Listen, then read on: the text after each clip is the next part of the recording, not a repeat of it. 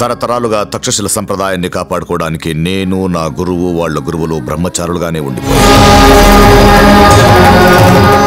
దానికి తల్లిదండ్రులుగా మీ అనుమతి కావాలి. ఆలోచించుకుని చెప్పండి. ఏంటయ్యది? ఆయనకి చెప్పేసే, మనకి పీఠాలు మఠాలు అవసరం లేదని. ఆ అమ్మాయిని చూడవయ్యా, ఎంత బాధపడుతోందో. ఇప్పుడు మనం ఆలోచించాల్సింది ఆ అమ్మాయి గురించి కాదే, మన అబ్బాయి గురించి. పెళ్లి చేసుకోవడం, పిల్లల్ని గండం మనుషులే కదే, పశువులు కూడా చేస్తాయి.